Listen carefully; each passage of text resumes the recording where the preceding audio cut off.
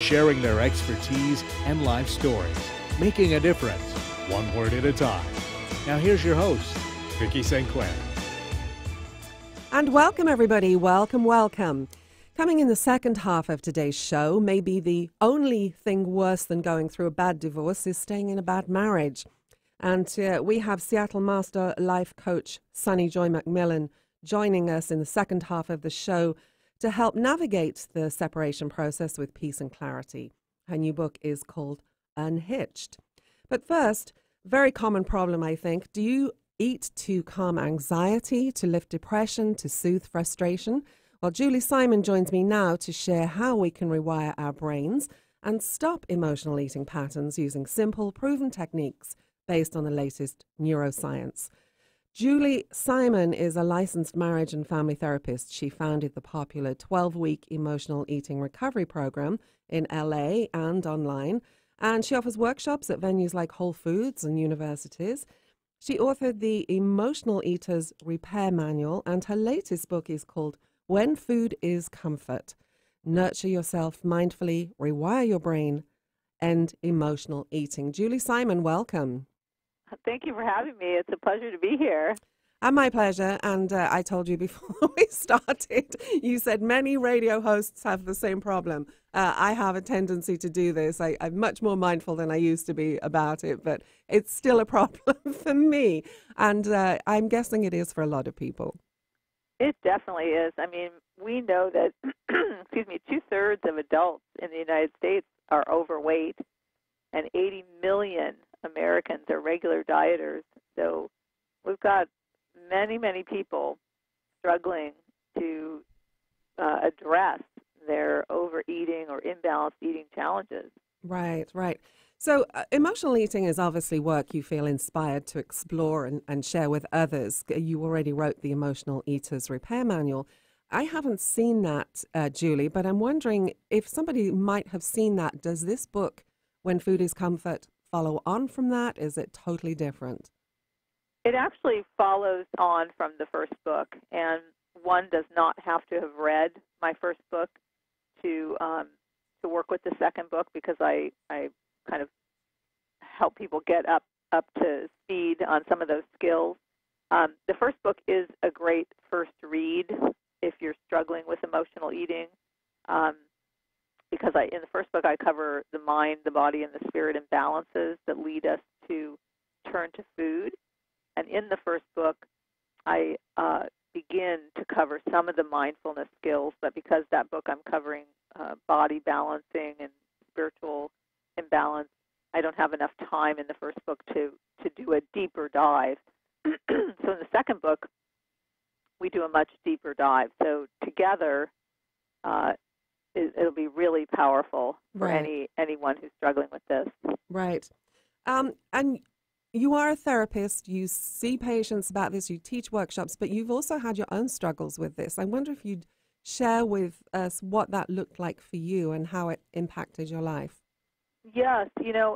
I like to go back to my teen years and my 20s, because I think that's where it starts for a lot of girls. We start to put on a little bit of weight sometimes in puberty. We get off to college. We put on those freshmen 15. And we live in a culture that encourages dieting, with very strong diet mentality. There was, 50, 60, 70 years ago. Now there's still a very strong diet mentality today. And so like many of the people that come to see me, very early in my life, I started counting calories and carbohydrate grams and fat grams, and weighing and measuring my food and weighing and measuring my body. And I did that for many years, but it didn't solve my eating challenges. In fact, it made them worse. It led to compulsive binge eating. And throughout my challenges with overeating, I always intuitively felt that we're not meant to be overweight, that we're not meant to be underweight, that we all have a natural weight. And I wanted to figure out, and I also knew we weren't meant to count calories and carbohydrate and fat grams and weigh and measure our food and weigh and measure our bodies. Our ancestors didn't do it. Animals in the wild don't do it. Mm-hmm. So I thought, I've got to go I was on a quest to try and figure out all the pieces of the overeating puzzle. And over time, I did figure out all of those pieces: mind imbalances, emotional imbalances, physical imbalances that were contributing to my overeating or imbalanced eating, and spiritual imbalances. And one of the most important things that I discovered was that I was an emotional eater. So I was turning to food to calm and soothe myself. And it helped numb the pain of unpleasant emotions and self-doubts and negative thoughts. It altered my brain chemistry. And during my journey, I began to realize that I entered adulthood, and I was missing many basic self-care skills, like the ability to move through unpleasant emotional states, comfort and soothe myself, reframe those self-defeating thoughts, and regulate my nervous system. And so these were missing skills, and I began the journey of learning how to do all of this, and then began to solve some of the other pieces of the puzzle. And as I had some really good recovery, I began to realize that full recovery was possible, not that we're always recovering, but that we can have, this can be behind us. At the time when I was stuck in it, I didn't even know that if that was possible. And then I knew that I had to get out. Ever since, I've been super passionate about helping people resolve their eating challenges. Right, right. So let's look at some of the contributing factors, because we do this, it becomes a habit. I'm speaking for myself here, right? It becomes a habit. You're irritated or frustrated or anxious, and instead of identifying what you're feeling, you just reach for a cookie, whatever, and it gives you that temporary, and it is very temporary, relief, right? Right. So let's talk about some of the contributing factors, because you say it's actually quite a complex behavior.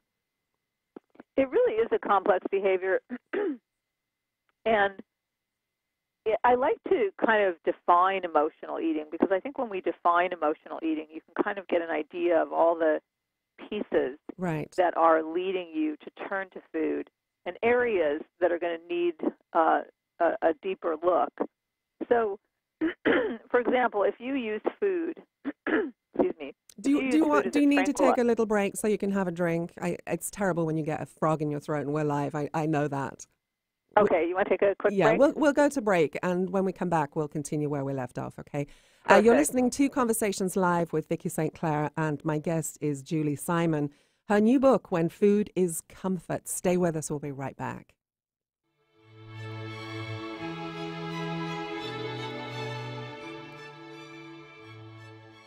Parkinson's disease affects as many as 1 million people in the United States.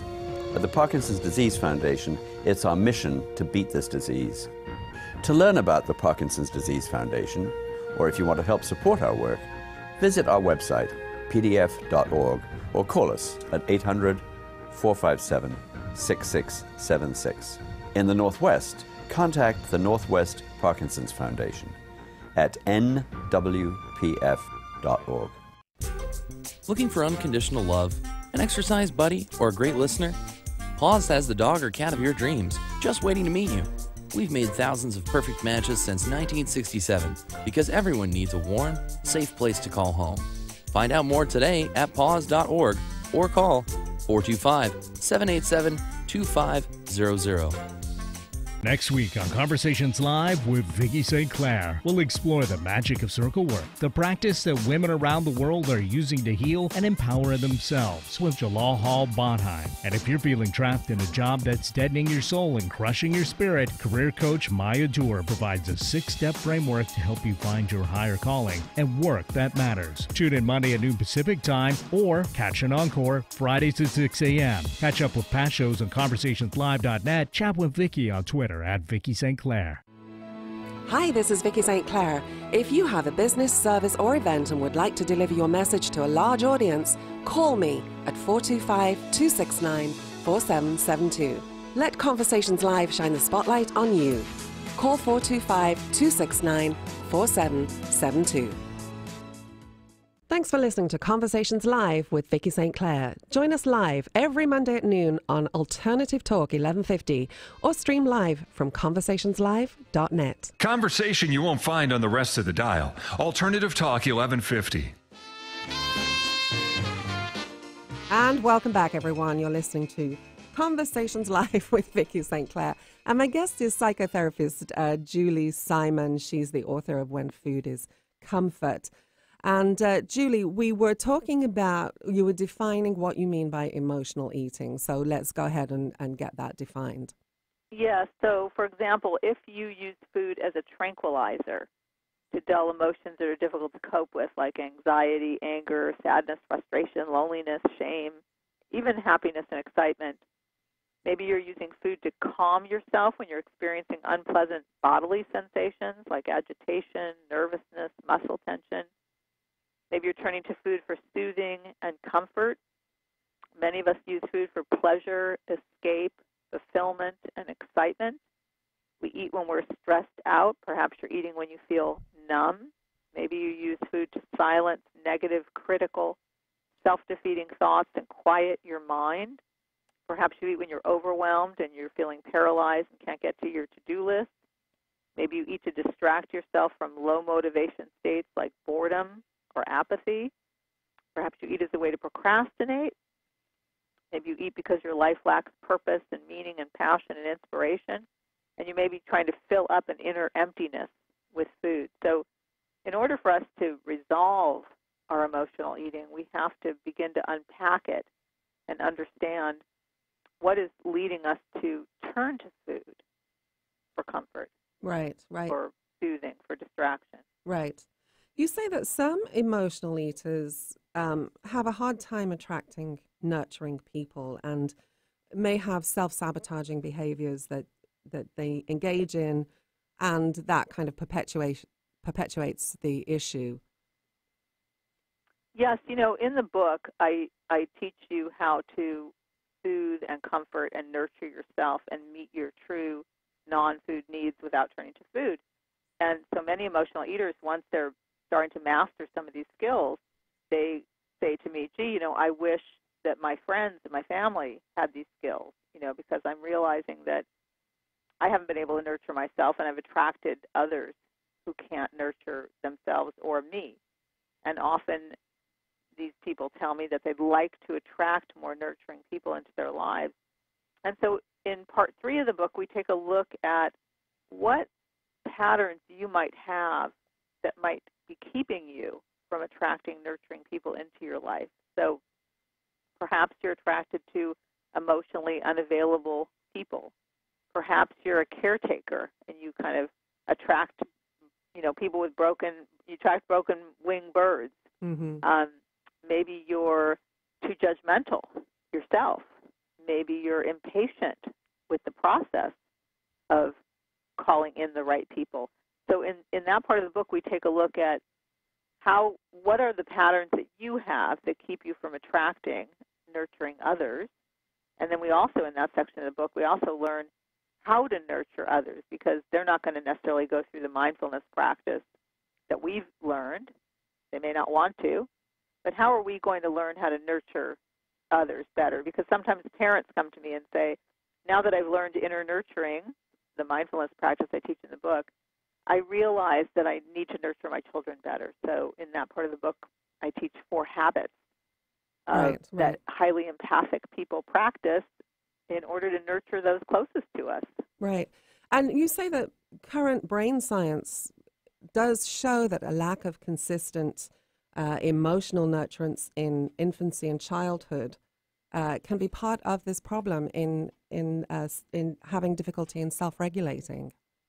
Yes, that's what's so exciting is that the neuroscience now, in the past 10, 20 years, is really showing us that the quality, the consistency and sufficiency of the nurturance that we get early in our lives wires our brain in a particular way. And we need to have consistent and sufficient emotional nurturance from our caregivers on a regular basis in order for the structures of our brain, the integrative circuits of our brain to form properly so that we actually can manage our impulses and behaviors, regulate ourselves and our emotions and our moods. And so if we get the right kind of nurturance our brain is going to be wired in a way that we can do that. The wonderful news is that if we didn't get that kind of nurturance when we were young, and even if our caregivers were kind and loving and well-intentioned, sometimes they didn't get their brains wired in the right way when they were young. Even if we missed out on that, we can now practice mindfulness skills, the skills I teach in both my books, and we can rewire our brain so that it's ready to help us regulate all of those behaviors and moods and impulses and emotions and move forward in life in the way that we want to. Right, right. You mentioned a little while ago the 7 skills that you teach in here in your inner nurturing practice, your mindfulness practice. And I want to just talk a little bit about, because you talk about body sensations, moods, thoughts, emotions.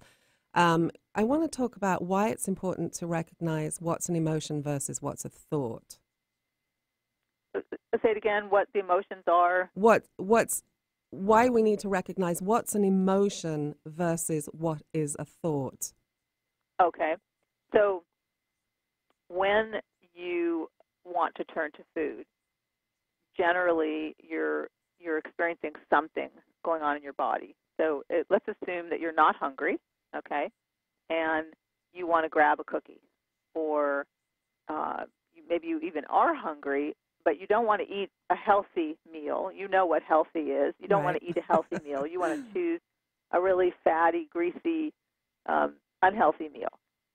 And you know you're doing this more often than is good for your body, and so you know something is going on, okay? So on your way to the drive-through, and you know you're going to do some damage, I would ask you to stop and check in with yourself, okay? I call it, in my first book, I call it Establishing the Habit of Self-Connection. And just checking in with yourself briefly, it doesn't have to take a lot of time. What am I feeling? You know, I'm a little bit hungry, but I have that urge to, like really get comfort food. What am I feeling? What emotions am I feeling? And what bodily sensations am I having? And we'll get to thoughts, but the reason it's important to start with emotions and bodily sensations is that generally what leads us to turn to food is that we're what we call dysregulated. Our emotions are all over the map. Our body is having sensations that are unpleasant or uncomfortable. Maybe we're having anxiety, or maybe we're having tension in our body. Maybe our stomach is hurting. So we want to start by paying mindful attention to what our body is trying to tell us. Our mind, body, and spirit are so wise, and they're giving us signals every day, and emotions and bodily sensations are precious signals from within, there to guide us. So we must start with the basics, with the basic signals from within, giving us the information that something's amiss, okay? And we start there, and what's beautiful about starting there, and the reason we start there, is that just the act of paying attention to our emotions and our bodily sensations is regulating. It is already comforting and soothing. Just to stop, get quiet, and pay attention to this stuff. The next step that we have, and there's many more, but the next step is called validation, self-validation. So we're going to even regulate our nervous system and our emotions even more by validating that it's okay to feel what we're feeling, and it makes sense to feel what we're feeling. So the whole reason we start with emotions is because when we're highly reactive, we need calming. Before we can access our thinking brain, you said, why is it important to address emotions versus thoughts? We're not ready to address thoughts when we're agitated and highly reactive. We can't access our logical, rational brain at that point in time, and that's why we can't use logical arguments to regulate our behavior and say, don't eat the cheesy burger. Right. We don't have access to that part of the brain. We're stuck. We came from work, we're upset, we're stuck in the emotional brain, the highly reactive emotional brain. So we need skills to begin to calm and soothe and regulate the nervous system so that we can get to that rational brain and start start using our logic and our reason. Right, right. One of the things you say is important is to get clear on our needs. And I know from talking with so many people about a variety of different subjects that that's a big thing for a lot of people. They don't understand what their needs are. They're not clear on those. So what do you have to say about that, Julie?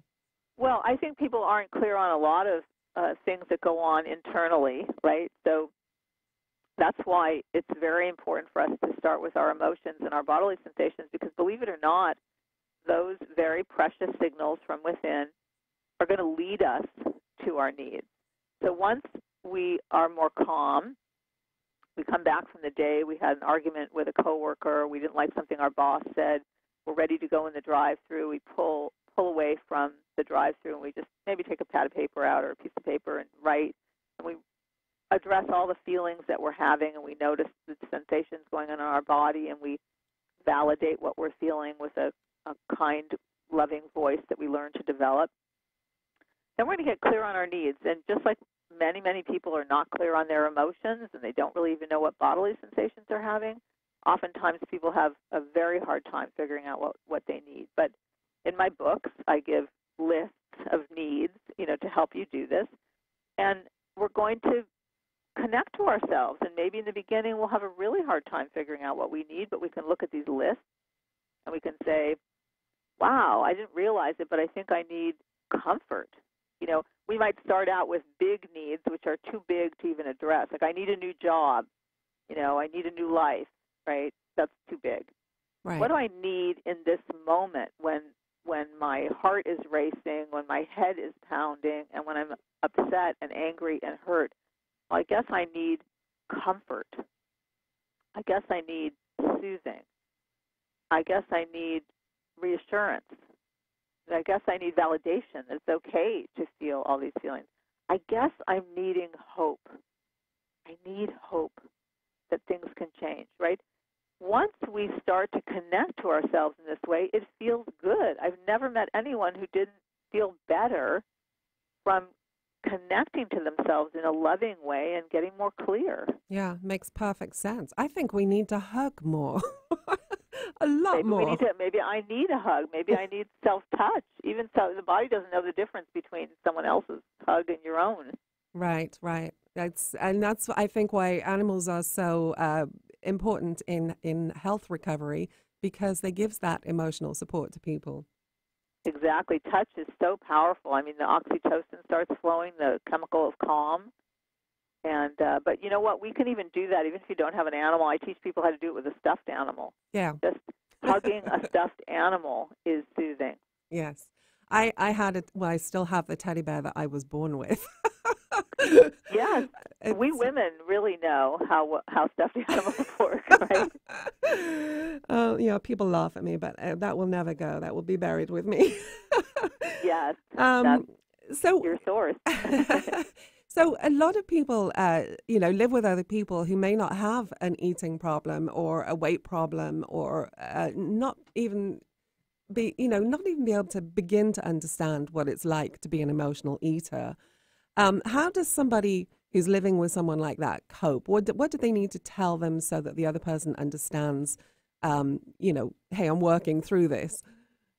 Well, it's funny. I just had a mother calling me recently, just up in arms about her daughter being 100 pounds overweight and trying to push every diet on her she can. And the mother said, can I just have a consultation with you about this? And I said to her, you really have to back off. You really have to understand that this is a deeper problem. It's not about finding the next diet for your daughter. And you really have to understand that when you try to address this with other people, it's very shaming. And part of the reason that people get into these places where they're 50 to 100 pounds overweight is because they've had too much shame, somewhere in their life. So you don't want to increase shame. And so whenever you're dealing with anyone that you care about that has a problem like this, I think just letting them know that you care and that you're there for help and that you know there's some challenges.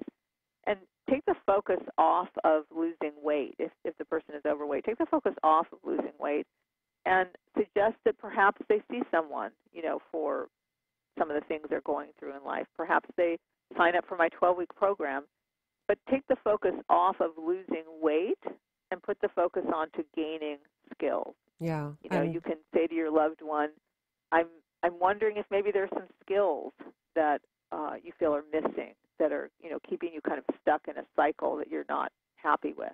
Right. Right? Yes, and focusing on that self-care. Absolutely great information in this book, Julie. A final, very quick 30-second thought you'd like to leave our listeners with today.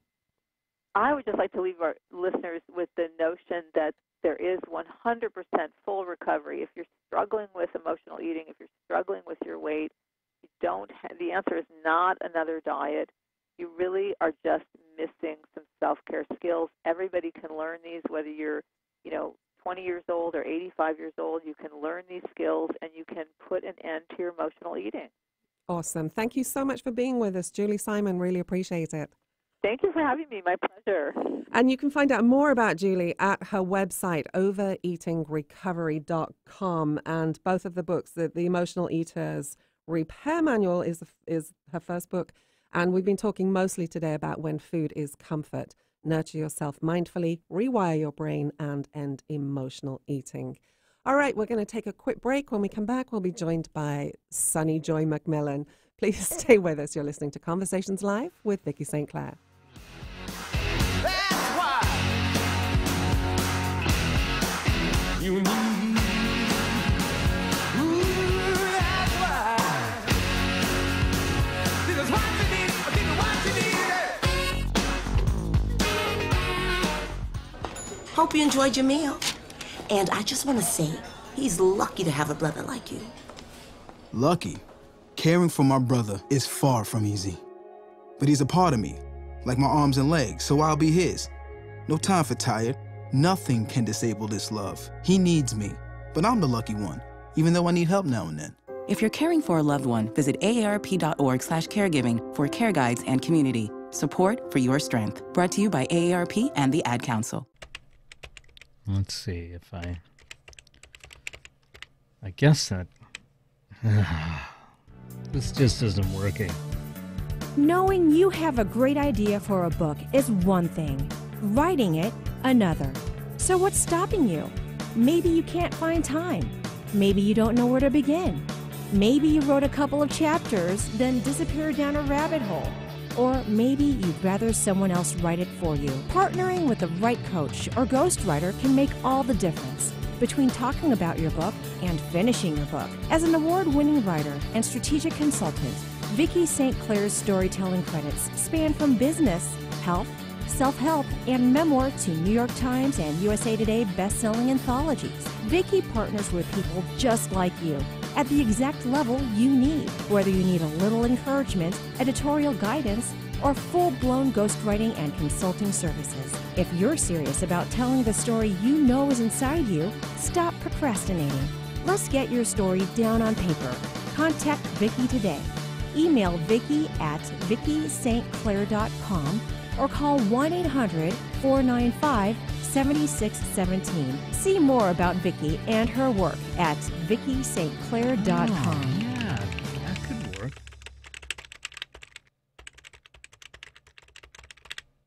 Melissa from Michigan. I work an extra part-time job serving lunch at my child's school, but I still can't afford to put food on our table. Daniel from California. Choosing whether to pay the rent or pay to fix the car to get to work doesn't leave us with much at all. Now we can't even pay for meals. Hunger is a story we can end. End it at feedingamerica.org. Brought to you by Feeding America and the Ad Council. Next week on Conversations Live with Vicki St. Clair, we'll explore the magic of circle work, the practice that women around the world are using to heal and empower themselves with Jalal Hall Bonheim. And if you're feeling trapped in a job that's deadening your soul and crushing your spirit, career coach Maya Doer provides a 6-step framework to help you find your higher calling and work that matters. Tune in Monday at noon Pacific time or catch an encore Fridays at 6 a.m. Catch up with past shows on conversationslive.net. Chat with Vicki on Twitter Twitter at Vicki St. Clair. Thanks for listening to Conversations Live with Vicki St. Clair. Follow me on Twitter at Vicki St. Clair. An alternative to everything else on your radio dial. Alternative Talk 1150.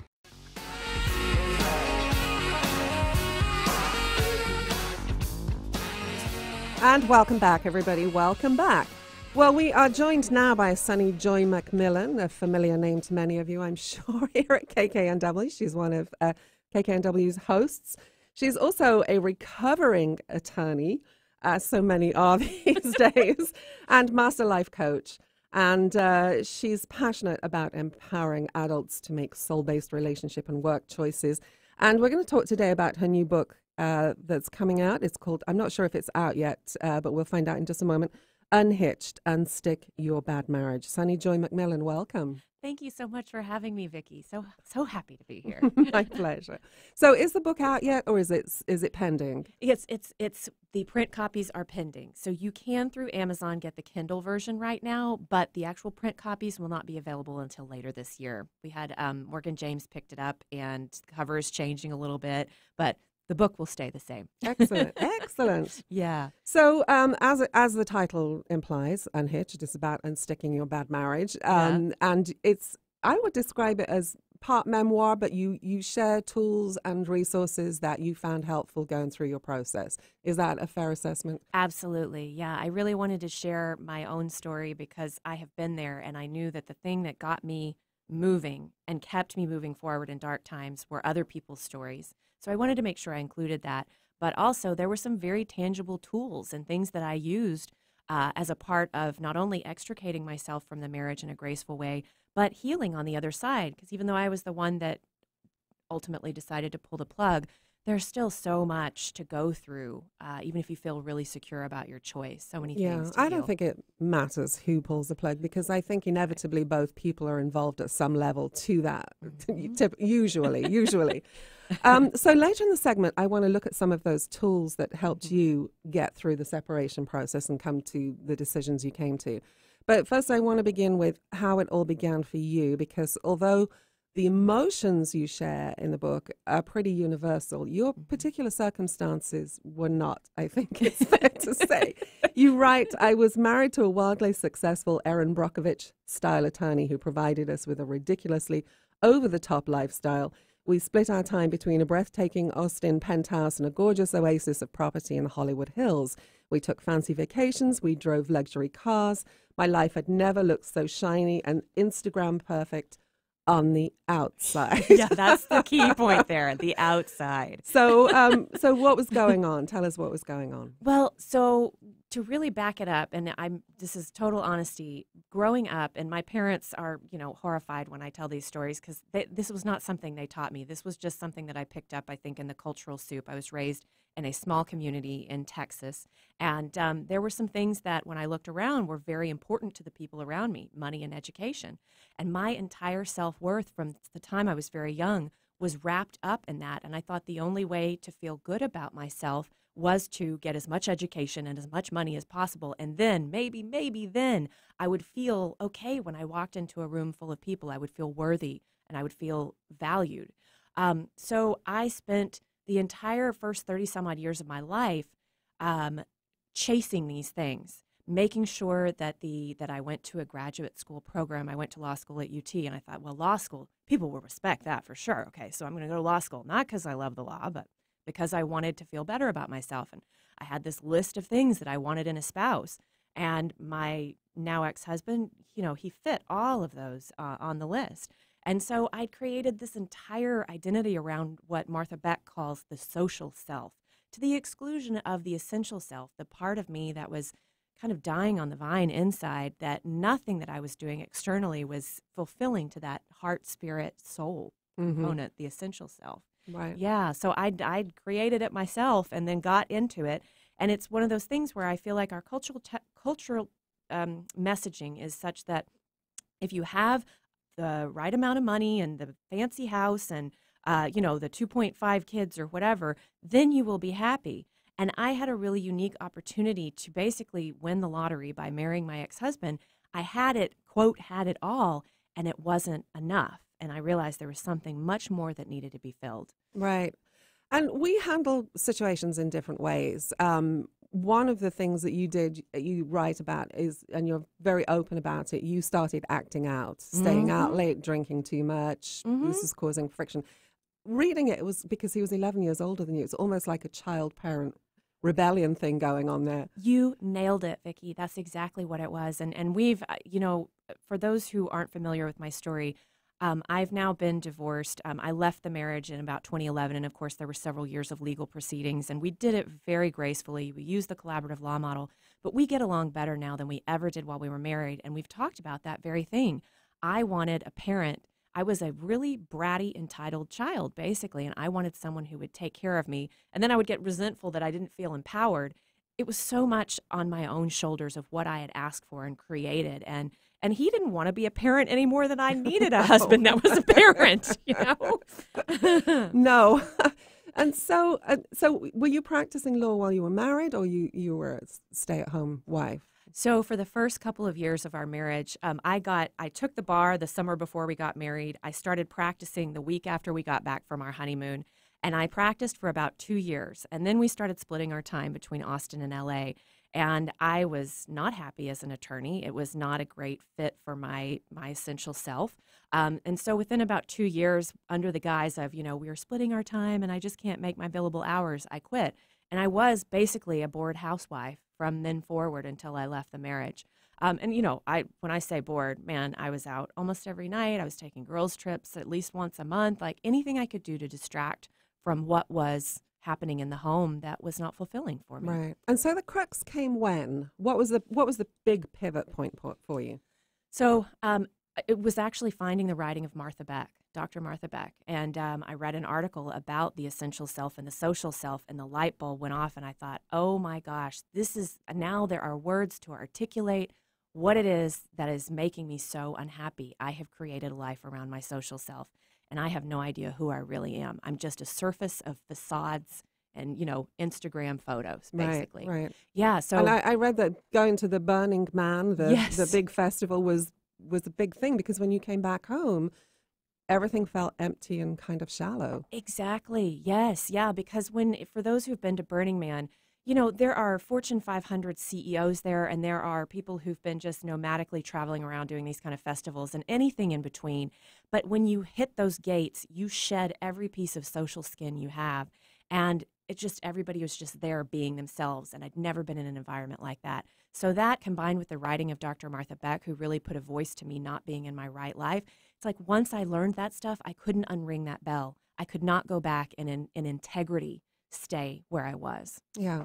One of the reasons I wanted to talk to you was because you do talk about tools in the book that helped you, and Dr. Martha Beck was one of them. Katie Byron was another. I understand both very highly respected people, and they've helped millions of people. Their work doesn't necessarily resonate with me. Yeah. And this is a key thing, because you've got to find what works for you. Yes. Absolutely. I couldn't agree with that more. I was just having this conversation with someone last week, because Martha Beck is one of the top teachers of my heart for this lifetime. There are many people who are saying similar messages, but it just doesn't resonate in the same way. So it's just like finding a doctor or finding your mate. It has to be a perfect, unique fit for what you need and how they are packaging it for you. Right. And so as you're going through the divorce and you decide to, at what point did you decide to coaching was where you needed to be? Yeah, well, I came at it kind of backwards, and a lot of people that I know who are coaches. But isn't that how some of the best things happen? Exactly. Yeah, so I had gone to a workshop at Martha's Ranch. This was right around the time when my marriage was drawing to a close. And I just knew, having read all of her books in quick succession, then going to this workshop at her ranch, I needed to be connected to her. And I got a little email while I was traveling abroad, and had just a couple days of email access and catch up. And the first email that opened up was, hey, life coach training starts with Martha Beck. It was the weekend or the week that I would be getting back to the United States. And it was unlike my decision about law school, like weighing it for days and what's the right school and what program is going to meet my needs. I just saw the register now button for Martha's life coach training, and it was like straight from my heart to that register now button.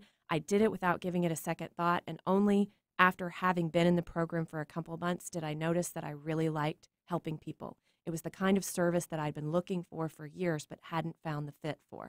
And what prompted you to move up here to Seattle? So I met my current partner around the same time that all of this was happening, and he was doing a brief stint in Texas. He was not happy there and wanted to get back to Seattle. I knew I wanted to move back to the West Coast, but LA felt very unhealthy and scary and painful for me.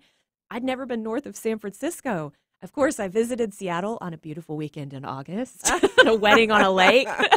What'd you say? You sold me a bill of goods? No. No. But I have to say, Vicki, the winters here are so much more tolerable to me than summers in Texas. So it's been a very good fit. I would totally agree with you on that one. I would agree. Well, let's take a quick break. I want to, when we come back, look at the book that you've written, Unhitched, and some of the tools and resources you talk about in there. Okay? Absolutely. You're listening to Conversations Live with Vicki St. Clair, and my guest is Sunny Joy McMillan and her book, Unhitched. Please stay with us. We'll be right back. I've been working on a cocktail called Grounds for Divorce. Whoa, polishing a compass that I hold in my sleeve. Whoa. Hi, I'm Danica Patrick. Watching my nieces grow, play, and learn is amazing, but not every child gets to be carefree. 1 in 6 kids in the U.S. are hungry. This breaks my heart, and it's something that Feeding America is working to change. Each year, the Feeding America network of food banks rescues billions of pounds of good food that would have gone to waste and gives it to families in need. To help, visit feedingamerica.org. Brought to you by Feeding America and the Ad Council. At Sundown Communications, we find that most of our clients are brilliant at what they do, but they lack the time and resources to write and create business messaging that delivers results. That's where we come in, providing a diverse range of professional copywriting services for fresh strategic web content, PR, advertising and promotion, marketing, speeches, and much more. Call us today so you can focus on what you do best, and we'll do the rest. Call 800-495-7617. That's 800-495-7617. This is Martha Norwalk. Every Sunday morning, beginning at 9 a.m., thanks in part to New Pro Supplements, we cover the world of animals. This week, May 20th, it's an encore Helen Sunday, with Natural Geographic explorer and best-selling author Helen Thayer in the studio. She updated us on her plans to return to Death Valley with her new dog, delighted us with more of her stories, plus we learned all about her adventure classroom and how you can have Helen come to your home, business, or classroom. Martha Norwalk's Animal World, Sunday morning, 9 a.m. to noon, right here on Alternative Talk, AM 1150. Hi, this is Vicki St. Clair. If you have a business, service, or event and would like to deliver your message to a large audience, call me at 425-269-4772. Let Conversations Live shine the spotlight on you. Call 425-269-4772. You're listening to Conversations Live with Vicki St. Clair. Talk radio to brighten your day. Seattle, Tacoma, Antwerp. That's right. We're streamed worldwide on our app and on the web at 1150kknw.com. There's a Chinese cigarette case and the rest you can keep. And welcome back, everyone. You are listening to Conversations Live with Vicki St. Clair, and my guest is Sunny Joy McMillan. Yes, she's a host here on KKNW, if you're just joining us and thinking that name sounds familiar. Her new book is called Unhitched, Unstick Your Bad Marriage. And so this is coming out in print when again? So I will have some print copies in hand to give away hopefully this summer, but it should be available in Amazon, Barnes & Noble, all the online and brick and mortar places in December of 2018. Okay, Yeah. great. So we talked about how you got here, et cetera, et cetera. I want to look now at some of the people who made a difference to you to help you get through that. Because I'll tell you the 3 people who helped me, Stephen Covey, because this was a long time ago for me. Stephen Covey, Joseph Campbell, I studied really in depth, and Joyce Chapman, who happened to be a life coach that I've been friends with for 20 years now. Yeah. So, but Martha Beck and Katie Byron were very significant for you. Mm-hmm. And go a little bit in more depth, if you would, about why let's start with Martha Beck. Why her work resonated with you so much? Yes. So I think she is an interesting blend of science and spirituality. And these days, she's just absolutely shamelessly mystical and spiritual. But back then, when I was connecting with her work, I really identified because she was an academic at Harvard. So her approach was very evidence-based, yet it allowed for some magic to come in. So it really changed my relationship with the universe. And the other thing that she did that was very important, I'd had a therapist when I was really unhappy in the marriage, and this was a therapist that I'd seen from basically when we got back from the honeymoon all the way through to the end, and, you know, in bits and pieces throughout the marriage. And she asked me one time, because I would come in and I would have my arms crossed and I would be sitting in this kind of hunched over position, and she'd say, "Sonny, what is happening in your heart space?" And I'd be like, "What do you mean what's happening in my heart space?" I was completely living from the neck up, especially given that I was still practicing as an attorney for a lot of that. You're not really emphasized that the mind-body connection is not something that's encouraged. Right. So what she did was she keyed me into this place in my heart. And so what Martha's writing really did was take that mind-body connection and tell me that my body was speaking to me in ways just like a polygraph test. When you say something that's untrue, unless you're a sociopath or a psychopath, there's an immediate and automatic physical response. And I was basically living in a state of muscular contraction in my heart space. And there was this quote that Martha used in one of her books, and it's paraphrased from the Buddha. And it says that when you encounter a body of water, you will know it is the ocean because it tastes of salt. I love that, by Yes. the way. Yeah. I underlined that. I love that quote. Yeah, Vicki, I went back to that quote day after day because she said, you know, in the same way that you will know the body of water because it tastes of salt, in the same way you will know enlightenment and truth because it tastes of freedom. Not safety, not comfort, and freedom. And if I was really honest, if I would come back to my life in that marriage, I couldn't get to freedom. I felt heavy, constricted, and not free. And, you know, I've been with my current partner for 6 or 7 years now, and I feel so free, even though we are entirely committed to one another. So I want to just clarify, I don't mean if you're partnered up, you're not free. I was not in a partnership that encouraged my authentic self and freedom. And that was as much my fault as it was my ex-husband's and what we created together. It wasn't all his fault by any stretch of the imagination. But she got me in touch with what it felt like to be free. And I could have stayed in that marriage and it would have been fine. And I would have had a lot of the, you know, fancy stuff that culture says we're supposed to be striving towards. But I knew that if I did that, I wouldn't be free in my most essential self. And that was what became most important to me. Yeah, that feeling of freedom, it's not something you can express. It's the state of mind as much as anything. And if that's compromised, whether it's in a relationship or a work situation or the state you live in, etc., it's very detrimental, I think, to your health and well-being. Absolutely. I mean, it really, Greg Braden talks about this, that when you are in a situation where you're feeling powerless, either the job is not right for you, the relationship isn't right, but you feel trapped, it's creating a stress response in the body. And over time, you know, that's killing your immune function. It's taking away from your longevity. Your body is manifesting this as stress. And, you know, until you make a change to take away that trapped, powerless feeling, you're going to be taking away years of your life, basically. Right, right.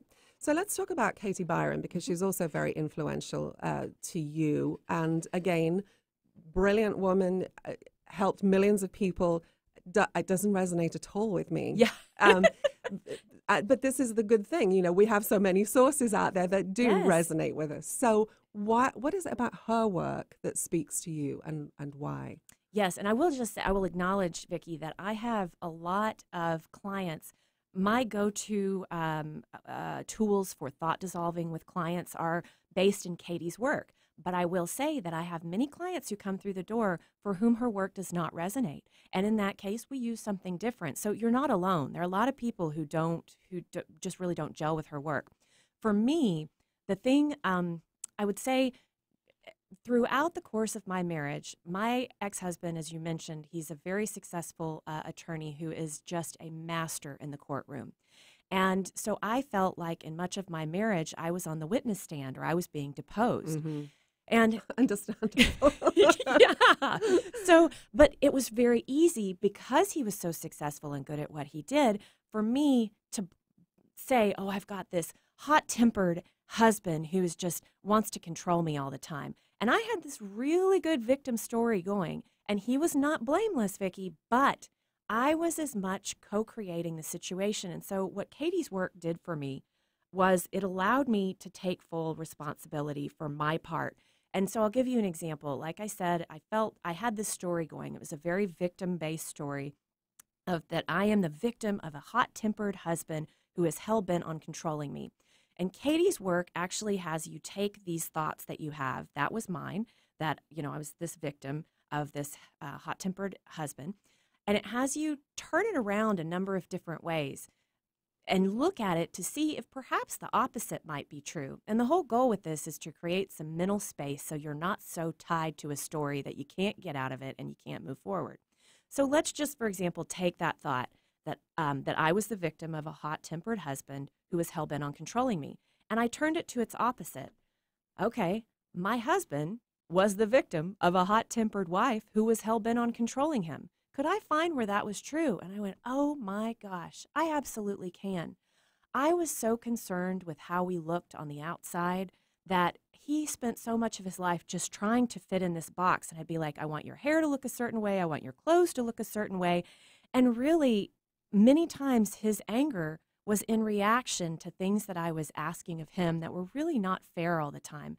And also, if we're being completely honest, I think he picked up on the fact that I was more concerned with our appearance on the outside than my love for him on the inside. And that created a great amount of hurt for him, which then manifested as anger. So when I used Katie's work to really get to my part in creating our relationship the way that it was, I really had to take full responsibility. Like, no wonder he was so angry some of the time. I did that. Right. So it gives you a more compassionate viewpoint of the other person. Yeah. Exactly. Absolutely. Took me out of victim mode, made me empowered. Yeah. Yeah. And that's what we need. I want to look very quickly at some of the stuff in the book because we're talking about all kinds of stuff here. Yeah. And you have 9 steps in the book, but I want to look at the first one because I think this was integral. When I look at turning points in my life, trusting my gut is always what's got me through. And you talk about the importance of this. Yes. I was lucky enough to be taught that as a child. I can't even imagine. But even though my parents and grandparents stressed, always trust your gut. What's your gut doing? You know, do you really want to come back and live in England? What's your gut saying? Yes. You know, always. But you still, I think, question yourself sometimes, you know, am I just being overly whatever? Yeah. So what's your experience with trusting your gut? Why do you start there with people? Well, because I think that is, it's a saying that everybody has heard before. So it's kind of for people who are not quite ready to go full bore spiritual or really understand the mind body stuff. It's a good gateway drug in my book. And I had used my mind to make all of my decisions. What will look best to other people? What will be pleasing? What won't disappoint? What should I be doing? What shouldn't I be doing? And the thing about the gut is, it doesn't give a darn about any of that. It just is. And it has a very strong response if you're willing to listen to it. But you got to get a little bit still and you've got to get outside of your mind. And so I really focused on a head, heart, and gut trifecta, as I called it. Yeah, let mind be there. But as the saying goes, the mind is a wonderful servant, but a terrible master. I wanted to have that gut, the strength of all those, the neurons in the gut and all of that good gut brain stuff that can actually help you make a decision from a place that may be healthier than just making it from mind. Right. Excellent. Well, unfortunately, we're at the end of our segment. Right. I knew this would fly by. I would add to that, trusting your gut. Pacing is incredibly important. So trust your gut on pacing. Yes. You know, sometimes it's you have this surge and you just need to rush through and get rid of stuff or whatever it is. And other times, just give yourself the space to just leave it for a couple of days. Exactly. But, yeah. So a final quick thought you'd like to leave listeners with, and what do you want them to know about your book? I just want them to know that you don't have to run out and get divorced if you're in a bad marriage. But when I say unstick, I just mean you got to do something, because if you stay in stagnation, then it's going to take away from your life force energy, the work that you actually came here to do. So honor what you're feeling in your gut, and you are empowered to make those changes. And if you'd like a free copy of my book, you can go to unhitchedbook.com. And there you can get a free copy of it before it even comes out in print. Awesome. Awesome. Unhitchedbook.com. Yes, unhitchedbook.com. All right. And you do go into that, how to figure out if you want to stay or go as well, because that's an important thing. Absolutely. So awesome. Thank you so much. Great information. Appreciate you being with us today, Sunny Joy. Thank you so much, Vicki. It's been a pleasure to be here. My guest, Sunny Joy McMillan, her book, Unhitched, Unstick Your Bad Marriage. And she has another website, too, where you can find out more about her and the work that she does, goldenoversoul.com. And you can find me at conversationslive.net. If you have questions, comments, feedback on today's show, you can reach me at 800-495-7617. We'll see you next week. Until then, live well, live strong.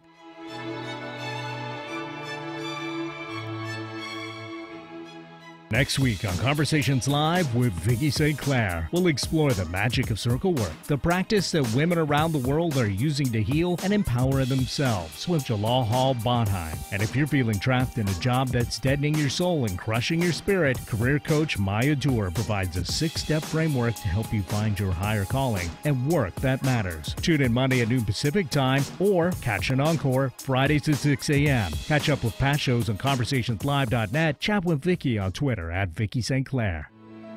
Hi, this is Vicki St. Clair. If you have a business, service, or event and would like to deliver your message to a large audience, call me at 425-269-4772.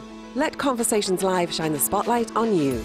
Call 425-269-4772. The views expressed on this program are those of the host, guests, and callers, and not necessarily those of KKNW, its management, or other advertisers. Contests are the responsibility